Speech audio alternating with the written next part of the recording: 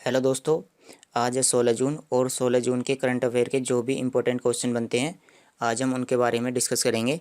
इसकी पीडीएफ आपको Telegram channel सीटी करंट अफेयर पर मिल जाएगी। तो चलिए पहला क्वेश्चन देखते हैं। किसने इजराइल के प्रधानमंत्री के रूप में शपथ ली है?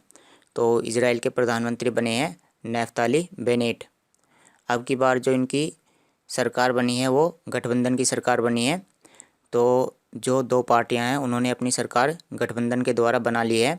तो जो नेफ्ताली बेनेट हैं ये प्रधानमंत्री बने हैं और साथ में जो दूसरी पार्टी के नेता हैं उनका नाम क्या है? Yair Lapid. तो इन दोनों ने गठबंधन के द्वारा अपनी सरकार बना ली है। ये जो नेफ्ताली बेनेट हैं ये 3 साल के लिए इजराइल के प्रधानमंत्री होंगे और ये जो यायर लेपिड हैं ये 2 साल के लिए इजराइल के प्रधानमंत्री होंगे। और हाल ही में अभी कौन थे प्रधानमंत्री? हाल ही में बेंजामिन नेतन्याहू इजराइल के प्रधानमंत्री थे और ये 12 साल तक इजराइल के प्रधानमंत्री रह चुके हैं। और अगर हम इजराइल के इतिहास की बात करें तो 12 साल जो इनका कार्यकाल है वो सबसे अधिक है। इजराइल के प्रधानमंत्रियों में 12 साल का जो कार्यकाल है वो सबसे अधिक है। किस पहलवान ने पोलैंड ओपन में स्वर्ण पदक जीता है? तो पहलवान का नाम है विनेश फोगाट। इन्होंने पोलैंड ओपन में स्वर्ण पदक जीता है और इन्होंने 53 किलोग्राम वर्ग कैटेगरी में स्वर्ण पदक जीता है। हाल ही में संयुक्त राष्ट्र सुरक्षा परिषद में किन देशों को शामिल किया गया है? तो यूएनएससी यानी यूनाइटेड नेशंस सिक्योरिटी काउंसिल में किन देशों को शामिल किया गया है? तो इसमें 5 देशों को शामिल किया गया है। वह देश कौन कौन से हैं? अल्बानिया, ब्राज़ील, गेबान, घाना और संयुक्त अरब अमीरात। ये जो यूएनएससी है इसमें 15 देश होते हैं। इसके 15 देश होते हैं। तो 15 में से जो 5 देश होते हैं वो स्थायी सदस्य होते हैं और जो 10 देश होते हैं वो अस्थायी सदस्य होते हैं। तो जो 5 स्थायी सदस्य होते हैं उनके नाम जान लेते हैं। तो उनके नाम है यूके यानी इंग्लैंड, यूएसए यानी अमेरिका, उसके बाद रसिया, चाइना और एक और है उसका नाम क्या है? रसिया, चाइना और फ्रांस। तो इस तरह से इसमें 5 देश जो हैं ये इसके स्थायी सदस्य हैं और ये जो इसके 10 अस्थायी सदस्य हैं इनमें से अभी 5 देशों का चयन किया गया है और वो 5 देश ये वाले हैं। ये जो 10 देश हैं इनको 2 साल की अवधि के लिए चुना जाता है। अगर हम भारत की बात करें तो भारत भी यूएनएससी का अस्थायी सदस्य है और जो भारत का कार्यकाल है वो 1 जनवरी 2021 से शुरू हो गया है और यह 2 साल तक रहने वाला है। अगर हम यूएनएससी की बात करें तो इसका मुख्यालय कहाँ पर है? इसका मुख्यालय न्यूयॉर्क, अमेरिका में स्थित है और इसकी स्थापना जब द्वितीय विश्व युद्ध हुआ था तो उसके बाद ही कर दी गई थी। द्वितीय विश्व युद्ध कब हुआ था? द्वितीय विश्व युद्ध 1945 में समाप्त हो गया था। तो उसी के बाद ही यूएनएससी की स्थापना की गई थी। इसका मुख्य उद्देश्य क्या होता है? इसका मुख्य उद्देश्य होता है कि जो विश्व के देश हैं उनमें शांति बनी रहे। वर्ल्ड गिविंग इंडेक्स 2021 में भारत कौन से स्थान पर है? तो वर्ल्ड गिविंग इंडेक्स 2021 तो इसमें भारत 14वें स्थान पर है। चलिए ये जान लेते हैं कि वर्ल्ड गिविंग इंडेक्स में पहले स्थान पर कौन है और उसके बाद हम जानेंगे कि वर्ल्ड गिविंग इंडेक्स किस आधार पर दिया जाता है। तो इसमें पहले स्थान पर है इंडोनेशिया और इसमें दूसरे स्थान पर है केन्या। तो ये जो वर्ल्ड गिविंग इंडेक्स है यह किसके द्वारा जारी किया जाता है? यह चैरिटीज़ और फाउंडेशन के द्वारा जारी किया जाता है। और यह किस आधार पर दिया जाता है? यह धर्मार्थ प्रयासों के आधार पर दिया जाता है।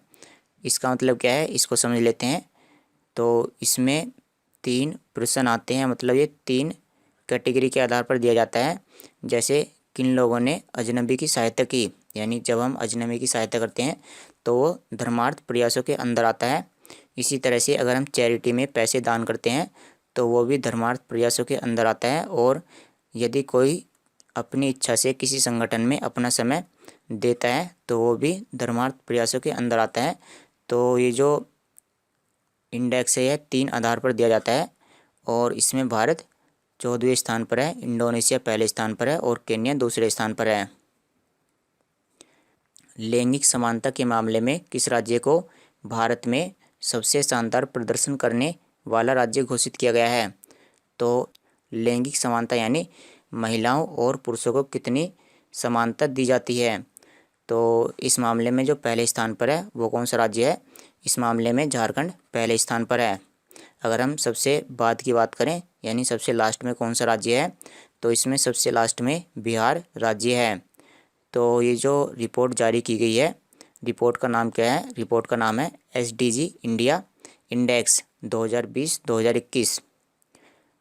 तो ये रिपोर्ट का नाम है और यह किसके द्वारा जारी की गई है? यह रिपोर्ट नीति आयोग के द्वारा जारी की गई है। किसके द्वारा? नीति आयोग के द्वारा। तो महिलाओं और पुरुषों को कितनी समानता दी जाती है, इसी के आधार पर यह सूचकांक जारी किया गया है और इसमें झारखंड पहले स्थान पर है।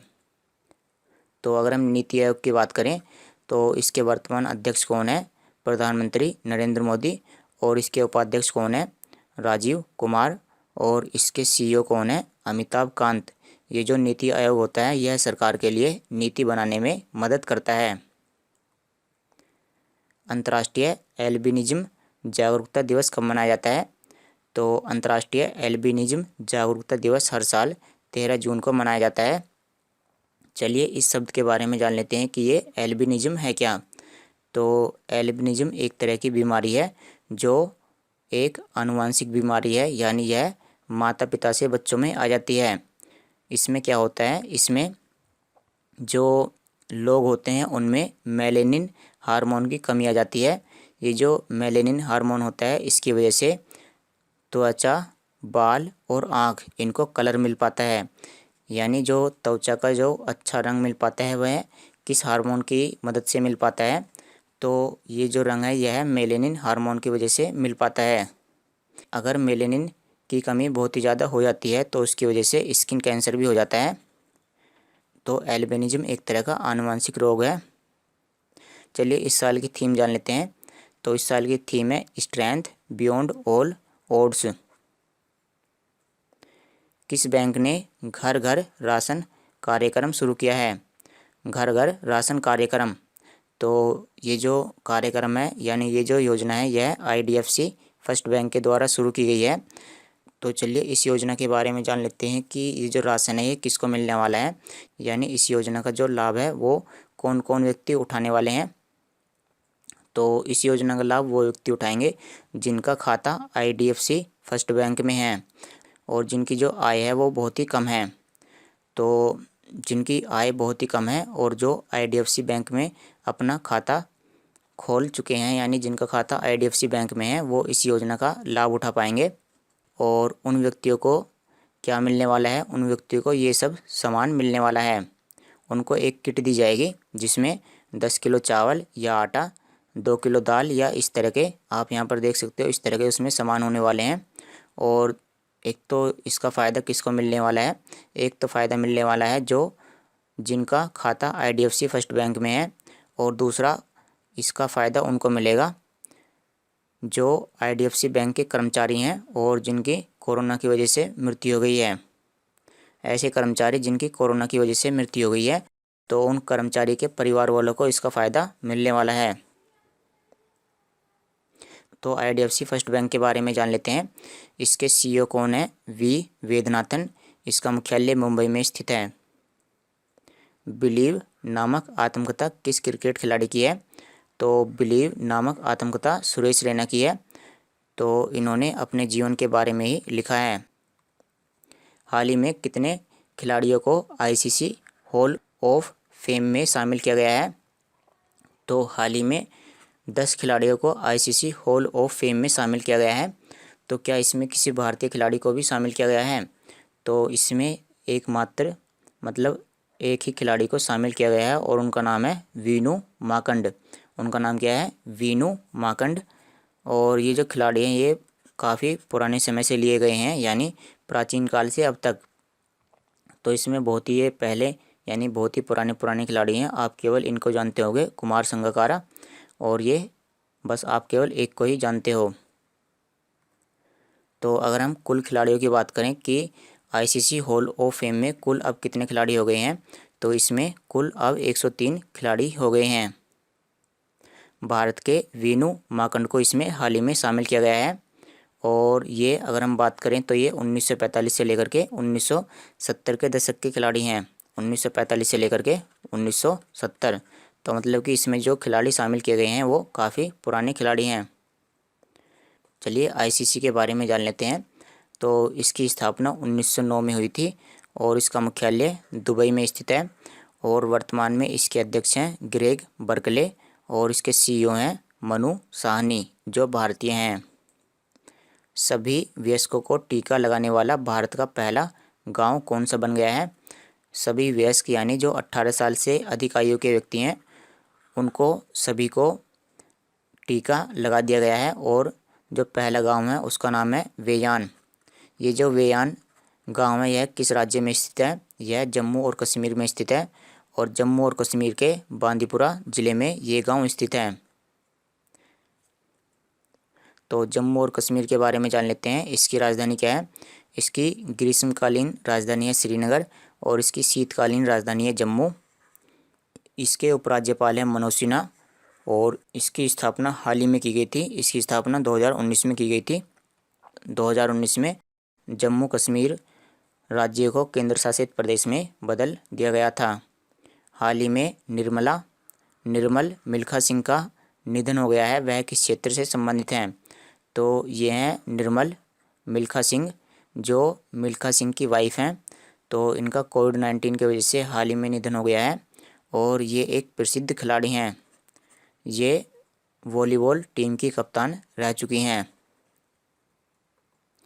हाल ही में किसने गेलफैंड चैलेंज चेस का खिताब जीता है? गेलफैंड चैलेंज चेस, तो ये जो खिताब जीता गया है यह जीता गया है डी गुकेश के द्वारा। तो चलिए दोस्तों, आज की वीडियो में इतना ही। इसकी पीडीएफ आपको Telegram channel city current affair से मिल जाएगी। Thanks for watching the video. कल मिलते हैं आपसे।